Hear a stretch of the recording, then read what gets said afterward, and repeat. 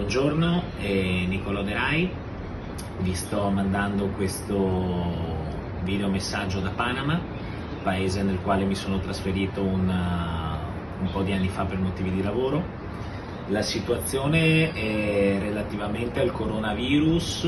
Oggi 15 di marzo abbiamo 36 casi accertati, 18 uomini e 18 donne. Però la situazione, come in tutti i paesi del centro-Sud America, non sono dati attendibili. Infatti le autorità locali stimano che i casi siano molti di più, però per mancanza di fondi, di controlli necessari, la cosa non è monitorata probabilmente come da noi.